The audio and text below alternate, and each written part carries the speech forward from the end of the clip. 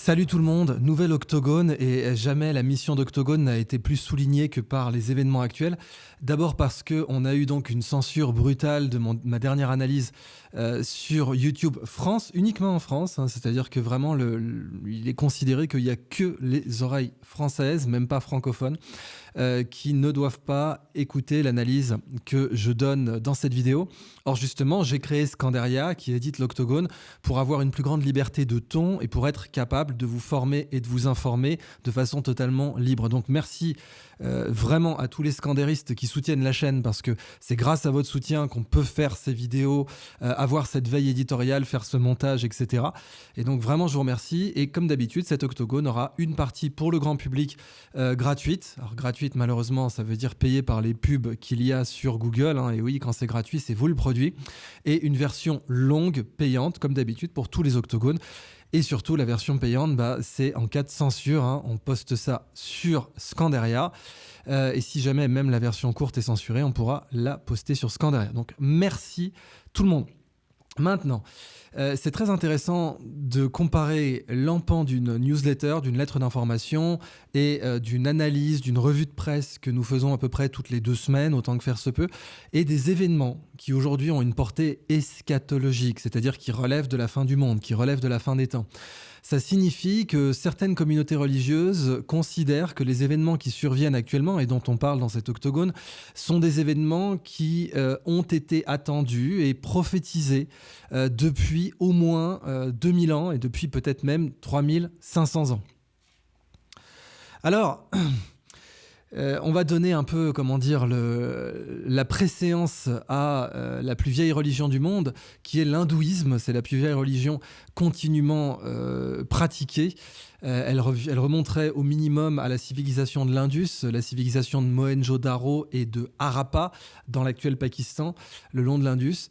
Et c'était des civilisations remarquablement intéressantes qui ont eu un impact d'ailleurs sur l'histoire du monde, sur l'introduction de la volaille, par exemple. Vous savez que le coq est le symbole de la France, mais en fait, le coq vient d'Asie, de l'actuel Vietnam, de l'actuel Cambodge.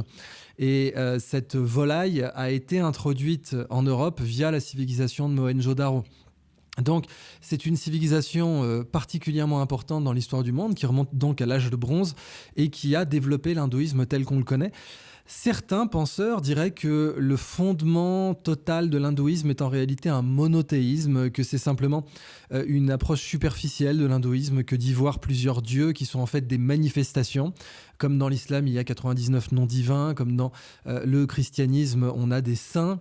Eh bien, certains pratiquants de l'hindouisme ésotérique disent qu'en réalité, il est un monothéisme sous-jacent, que vraisemblablement à l'âge de bronze, les cultures n'étaient pas prêtes pour un monothéisme et que c'est pour ça qu'une certaine version superficielle de l'hindouisme apparaît comme polythéiste, Ganesh, Shiva, Vishnu. Mais en réalité, c'est plus compliqué que ça, il y a une seule grande énergie sous-jacente. Quoi qu'il en soit, dans l'hindouisme, et c'est repris notamment par des gourous modernes, donc gourou ça veut dire maître dans l'hindouisme, comme Gurudev ou comme Sadhguru, mais beaucoup d'autres, on considère qu'il existe une période actuelle dans laquelle on aura une activité solaire supérieure qui va provoquer des troubles très graves, des guerres, qui va être une épreuve pour l'humanité tout entière et qui va être pour les personnes compétentes une opportunité de s'élever spirituellement et pour les autres qui va être une sorte de tsunami qui va les emporter. Et bon, c'est évidemment assez inquiétant. Alors ça, c'est dans la plus vieille religion continuellement pratiquée du monde. Si vous enlevez la notion de Sophia Perennis ou le chamanisme, c'est vrai que le chamanisme touranien notamment est encore plus vieux que l'hindouisme et il a donné sa version contemporaine qui est le tengrisme, la religion pratiquée en Mongolie. Ensuite, eh bien, vous avez le judaïsme qui est nominalement la plus vieille religion monothéiste du monde.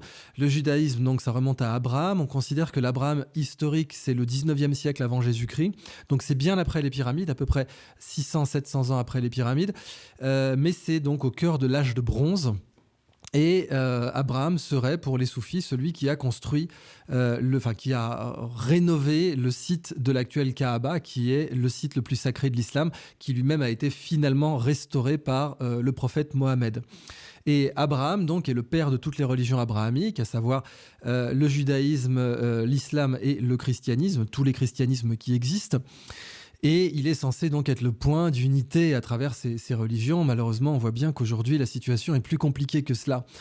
Dans l'eschatologie juive, il y a l'idée, notamment dans Zacharie 13:8 précisément, que les 2 tiers de l'humanité vont mourir à la fin des temps et qu'on aura le Messie qui reviendra, puisque pour les Juifs, Jésus n'est pas le Messie, et le Messie sera à attendre, et il surviendra quand plusieurs événements seront réunis.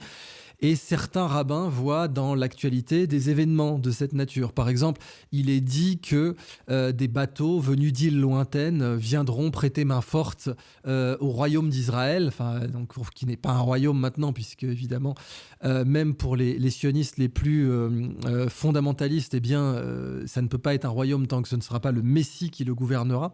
Mais en tout cas, vous avez donc des bateaux venus d'îles lointaines. Alors ça serait le porte-avions Gerald Ford et puis différents bateaux venus du Royaume-Uni. Et puis vous avez d'autres aspects très importants, des prophéties que vous retrouvez dans la Torah, qui sont, selon certains rabbins, confirmés aujourd'hui. Alors ça donne toujours un peu le vertige de se dire qu'on est dans une lettre d'information et dans une revue de presse publiée toutes les 2 semaines et qu'on est en train de commenter des événements que certaines religions, et même si vous êtes athée, ça n'a pas d'importance, puisque vous devez considérer que dans leurs croyances, c'est ce qu'il se passe. Or, les croyances de ces différentes personnes vont avoir un rôle majeur dans la dynamique du Moyen-Orient. Donc on doit les prendre au sérieux de toute façon, qu'on croit qu'elles vont se réaliser ou pas, qu'on croit que Dieu existe ou pas. Elle joue un rôle sur les nationalismes et elle joue un rôle sur la diplomatie. Côté chrétien, on a dans le Nouveau Testament, donc le livre de la Révélation, Jean, des idées plus précises encore, l'idée qu'on aura un antéchrist. Alors l'antéchrist est représenté notamment dans la cathédrale d'Orvieto, c'est une fresque qui m'a toujours donné vraiment des froids dans le dos. Je la reproduis d'ailleurs dans mon ouvrage de poésie. Où vous voyez vraiment le diable, c'est la cathédrale d'Orvieto, donc vous avez la figure de l'antéchrist qui est borgne et le diable passe sa main, et en fait vous ne pouvez pas faire la différence entre la main du diable et la main de l'antéchrist. Et dans l'eschatologie chrétienne, l'antéchrist va donc se manifester et sera tué par Jésus. Ça, c'est dans l'eschatologie musulmane. Alors dans l'eschatologie musulmane, ça va plus loin. Vous avez l'idée du Mahdi et l'idée de ce que Jésus donc Jésus qui est un prophète dans l'islam, qui va redescendre sur terre et tuer l'antéchrist à la faveur aussi d'une situation il y aura une guerre ensuite avec Magog, le pays de Magog. Alors Gog, le pays de Magog. Gog et Magog, ce sont des noms que vous retrouvez aussi bien dans la Septante. Alors la Septante, c'est la transcription de la Torah de l'hébreu au grec, le grec vernaculaire, le koiné grec que vous retrouviez à Alexandrie. Ça s'appelle la Septante parce que Ptolémée, donc descendant des généraux d'Alexandre le Grand, aurait demandé à 72 sages juifs de retranscrire le livre saint du judaïsme et en grec, donc, par inspiration divine, ils auraient tous retranscrit exactement le même texte en étant chacun dans une chambre séparée, auraient tous retranscrit le même texte et ça a donné la Septante. Alors, Gog et Magog, on les retrouve aussi bien dans la Septante que dans le Coran et dans les hadiths, donc les traditions prophétiques, à peu près l'équivalent des évangiles pour les musulmans.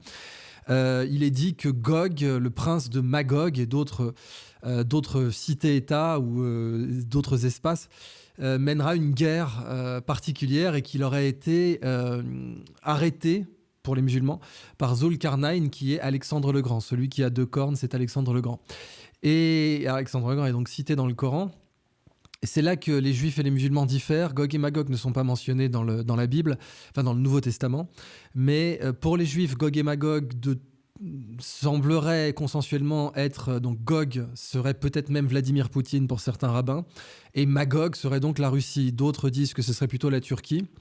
Et pour les musulmans, ça semble davantage être la Mongolie. Alors soit les invasions mongoles qui sont déjà passées, parce que la temporalité de la fin des temps, il y a des signes, mais bon, c'est continu depuis la mort du prophète Mohammed, donc c'est pas forcément quelque chose qui est tassé dans l'histoire, et sinon ce seraient les Chinois. Alors, pourquoi je vous parle de tout ça ? Parce que, évidemment, on ne peut pas comprendre la pression eschatologique et la pression religieuse qui règne aujourd'hui. Si on veut maintenant essayer d'avoir une analyse plus matérialiste, plus même marxiste, je vous conseille très vivement de vous plonger dans l'excellente conférence d'Henri Guillemin. C'est un cycle de conférences, donc vous pouvez l'écouter comme une série Netflix. l'autre avant-guerre d'Henri Guillemin, l'autre avant-guerre. L'autre avant-guerre, c'est l'avant-guerre entre 1871 et 1914. Autant la guerre de 1871 n'était pas une guerre mondiale, vous avez eu des guerres mondiales avant la Première Guerre mondiale. La guerre de 7 ans était typiquement une guerre globale. On a tendance à appeler guerre mondiale uniquement les guerres totales, en réalité. Les guerres qui ont pu bénéficier de la planche à billets et qui ont pu parasiter, monopoliser la totalité de l'économie de certains pays. Ça, ce sont les guerres mondiales. Mais en réalité, le vrai terme serait guerre totale. Parce que des guerres globales, il y en a eu avant. Et la plus globale des guerres globales avant la Première Guerre mondiale, c'était la guerre de 7 ans. Mais la guerre de Crimée a été une guerre très globale aussi. On l'appelle Crimée, mais en réalité, elle était globale. Et l'autre avant-guerre, donc, c'est l'intervalle entre la guerre de 1870 et la guerre de 1914 jusqu'à 19 pour les Dardanelles. Et Henri Guillemin donne une analyse foudroyante de cette guerre en mélangeant la politique intérieure, la politique extérieure, notamment la question de l'impôt sur le revenu en France, et une accumulation de tensions et puis d'incompréhension et d'erreurs fondamentales de calcul, à savoir toutes les chancelleries en Europe pensaient que cette guerre se terminerait en 1 an, parce qu'après tout, la guerre de 1870 s'était terminée aussi vite. Et donc, ces erreurs d'appréciation matinée de besoin de politique intérieure, fondamentalement le besoin de faire la guerre, de militarisme de part et d'autre, et donc d'erreurs de jugement catastrophiques, ont mené au conflit le plus fatidique de l'histoire de l'humanité, puisque le plus fatidique, parce que la Première Guerre mondiale a amené la Deuxième Guerre mondiale. La Deuxième Guerre mondiale n'est que le fruit de la Première, et elle était beaucoup plus grave que la Première. Or, il est dit dans les prophéties juives, là aussi, qu'une troisième nous attend et qu'à côté d'elle, la Deuxième Guerre mondiale sera une plaisanterie. Or, la Deuxième Guerre mondiale, on peut dire que la première, à côté d'elle, n'était qu'une plaisanterie aussi, puisqu'on a atteint autour de 100 millions de morts cumulés, directs et indirects, alors que la Première Guerre mondiale, c'était 17. Donc, on est à plus de 5 fois plus. Et la Troisième Guerre mondiale, donc Zacharie 13.8, c'est assez clair, c'est 2/3 de l'humanité qui serait détruit. Eh bien, ce qui nous a précipité dans la Première Guerre mondiale est réuni aujourd'hui. Et il était nécessaire d'ouvrir l'octogone là-dessus, parce que vraiment, les conditions qui ont mené donc le jeu des alliances, les nationalismes, dans une ère où les territoires sont contestés, dans une ère où vous avez des peuples qui sont opprimés, et dans une ère où vous avez des peuples qui revendiquent un certain territoire et qui ont de grands patrons, qui ont de grands protecteurs. C'était typiquement les Balkans. Et beaucoup de diplomates, notamment britanniques, comme Sir Fairfax Cartwright, qui était un diplomate soufi, britannique mais soufi, comme Richard Francis Burton, diplomate britannique soufi. Eh bien, Sir Fairfax Cartwright avait dit un jour, les Balkans vont tout faire péter. Et il avait parfaitement compris cela. Et de la même façon, d'ailleurs, Bismarck avait dit un jour, on sera précipité dans un conflit à cause d'une connerie dans les Balkans, parce qu'on avait déjà un empire, l'empire austro-hongrois, qui était en récession. Et les empires sont souvent des couvercles des peuples. Et les peuples étaient en train d'émerger avec un nationalisme puissant. Et ça a donné l'assassinat de l'archiduc François Ferdinand, dont on sait d'ailleurs que la France et le Royaume-Uni avaient financé abondamment le nationalisme serbe. Donc aujourd'hui, on voit une chose assez comparable. Et puis la Première Guerre mondiale, c'est elle qui a donné la déclaration Balfour, qui a été trahie, qui n'a pas permis aux Juifs de s'installer dans la Palestine mandataire, alors que le Royaume-Uni le leur avait promis. Certainement, une installation conjointe avec les premiers peuples arabes à l'époque avait été déplacée par les Ottomans aussi, aurait pu donner, je ne vais pas dire une paix bisounoursesque plus facile, mais en tout cas des opportunités de paix meilleures, ça c'est certain. Et puis dans tous les cas, ça ne s'est pas passé comme ça. Israël a été créé en 1947 et ça n'a été qu'une continuité de guerre et de conflits depuis cette époque. Et tout ça, c'est une conséquence donc de la Première Guerre mondiale notamment. Alors, écoutez vraiment cette conférence d'Henri Guillemin, l'autre avant-guerre, et vous pourrez juger par vous-même dans quelle mesure tout ce qui est décrit dans cette conférence, comme les grands critères qui ont jeté le monde dans la guerre, et j'insiste, la guerre la plus fatidique de l'histoire de l'humanité, avec des conséquences. On est en réalité encore dans l'ère de la Première Guerre mondiale, il faut comprendre ça. Il y a eu la guerre de 100 ans, vous savez, dans l'histoire de France. La guerre de 100 ans, elle n'était pas perpétuelle et continue. Vous aviez de longues périodes sans guerre, sans bataille. Et en réalité, elle a duré d'ailleurs plus de 100 ans. On peut dire fondamentalement que de la Première Guerre mondiale à aujourd'hui, c'est une guerre de 100 ans mondiale. On a eu la guerre froide, on a eu la Deuxième Guerre mondiale, Et on a eu l'après-guerre froide qui a été une série de guerres très intenses comme les 2 guerres du Golfe qui ne viennent qu'après la guerre froide parce qu'il fallait que les Russes soient affaiblis pour qu'elles aient lieu. Et puis la guerre des Balkans, la guerre de Yougoslavie. Donc en réalité, si on essaie de prendre un peu de recul, entre la guerre de 100 ans dans l'histoire de France et la guerre actuelle, de 1914 à aujourd'hui, c'est toujours la guerre de 100 ans. Simplement, elle pourrait culminer dans une 3e guerre chaude, pas une guerre froide. Et ça, ce serait en effet particulièrement inquiétant. Donc, je voulais ouvrir cet octogone fondamentalement là-dessus, sur les événements actuels qui ont une dimension à la fois eschatologique et puis une dimension purement matérielle qui est que, il faut être très clair, 1914, c'était une baston de comptoir à côté. L'assassinat de François Ferdinand, c'était une baston de comptoir à côté de ce qui se passe. Là, le jeu des alliances est beaucoup plus intense, les émotions et les revendications religieuses sont beaucoup plus intenses. L'humanité n'a jamais été aussi proche de la Troisième Guerre mondiale. Il faut être absolument clair là-dessus. Et le devoir de vous former, de vous informer de Scandaria, c'est celui de vous dire, oui, l'humanité n'a jamais été aussi proche d'une 3e guerre mondiale qu'aujourd'hui. Avec des puissances nucléaires qui sont engagées sur une ligne de faille, avec des pays qui peuvent se nucléariser ou qui le sont déjà, comme Israël qui est une puissance nucléaire, comme le Pakistan qui est une puissance nucléaire, et comme l'Iran aujourd'hui qui n'a plus aucun obstacle à sa nucléarisation en admettant qu'elle ne soit pas déjà nucléarisée. On peut douter quand même de ce que le Mossad en serait au courant dans ce cas-là, mais bon, même si le Mossad le savait, il n'irait pas le crier sur tous les toits. Donc voilà l'ouverture qu'on doit donner à cet octogone. Le but n'est pas d'être anxiogène, le but est de vous informer loyalement. Mais du coup, il faut faire des efforts en faveur de la paix. C'est vraiment l'objectif de tout un chacun. Des efforts de dialogue, des efforts de compréhension, des efforts d'instruction et des efforts de rétrospective. Parce que c'est vrai que plus on comprendra ce qui nous a jetés dans la Première Guerre mondiale, plus on pourra éviter d'être jeté non pas dans la Deuxième, qui a déjà eu lieu et qui a été un massacre absolu, mais dans la Troisième, qui serait là avec des armes de destruction massive et qui serait infiniment pire que la Deuxième.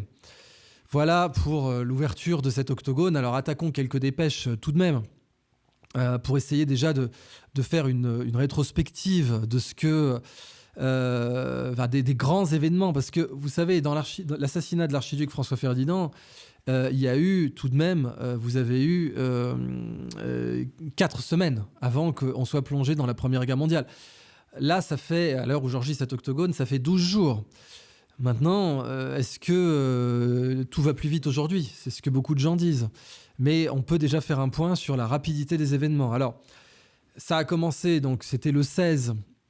Riyad suspend les discussions sur une possible normalisation avec Israël. Certains disaient que c'était un objectif de l'Iran, à supposer qu'elle soit derrière les attentats du Hamas. J'ai dit dans plusieurs interviews et sur ma chaîne que je considère que non, que l'Iran n'était pas derrière ces attentats. D'ailleurs, même le New York Times, qui est utilisé comme moyen d'influence, qui n'est pas forcément un organe de presse réel, qui est surtout un organe de barbouzerie, d'influence, et puis parfois qui permet d'organiser des fuites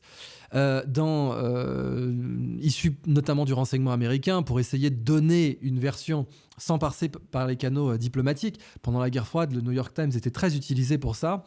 Eh bien, le New York Times a dit que l'Iran, selon le renseignement américain, avait été surprise par l'attaque du Hamas et que l'Égypte avait bien prévenu Israël d'une attaque imminente. Donc je ne pense pas que l'Iran soit derrière, mais en admettant qu'elle le fût, ou qu'elle l'eût été, oui, un de ses objectifs aurait pu être de réduire le rapprochement diplomatique entre Riyad et Tel Aviv, et c'est ce qu'on voit aujourd'hui.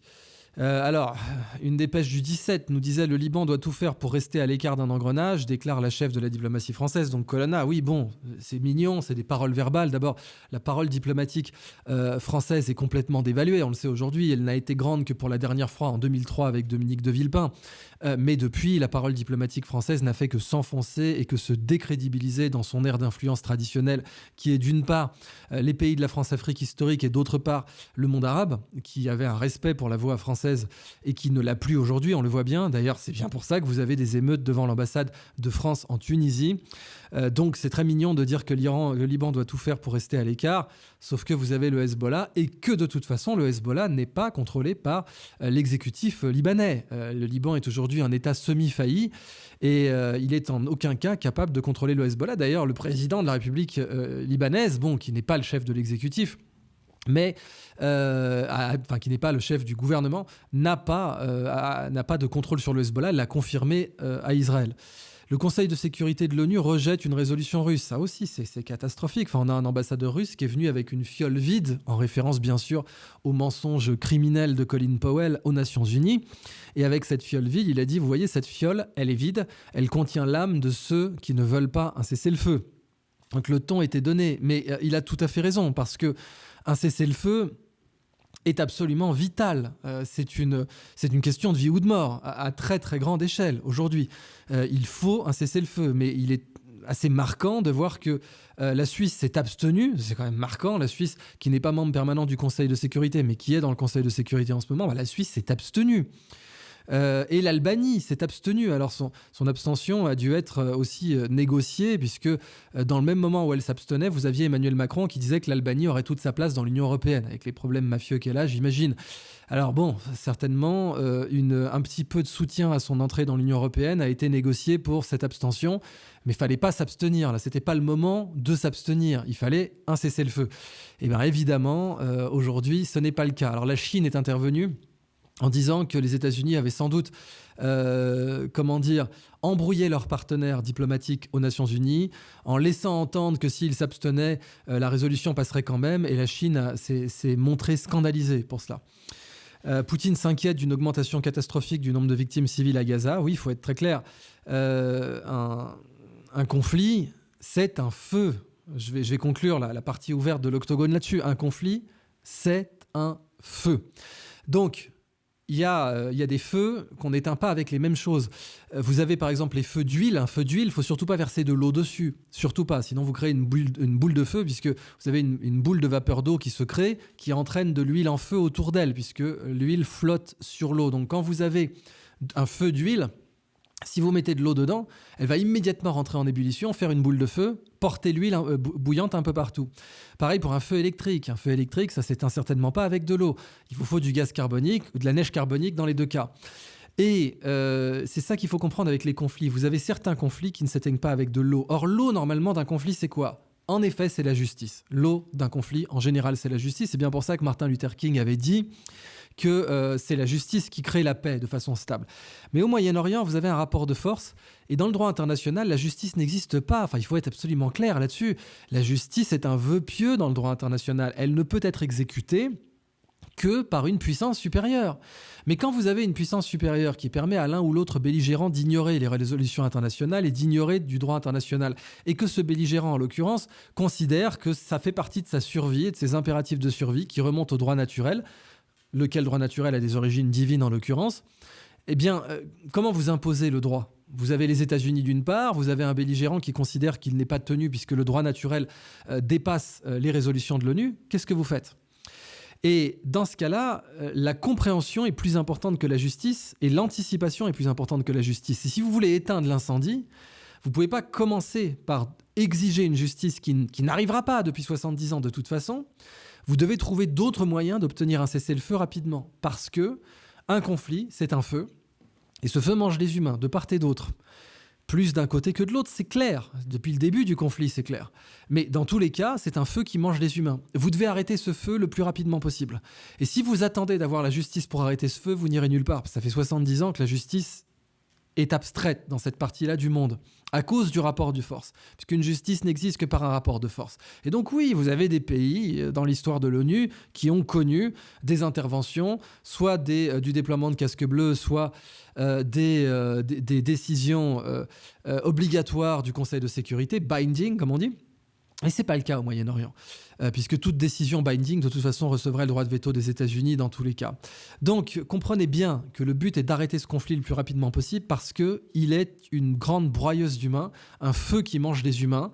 Oui, plus d'un côté que de l'autre, c'est clair, mais dans tous les cas, c'est un feu qui mange les humains. Et il faut l'arrêter, il faut le geler avant d'envisager toute velléité assez idéaliste d'avoir la même justice dans cette région du monde que vous pouviez l'avoir dans d'autres régions. Et ça, c'est quelque chose que vous ne pouvez faire que si vous voyez ce conflit en face. Voilà donc pour la partie libre de l'octogone. Rentrons maintenant dans davantage de détails.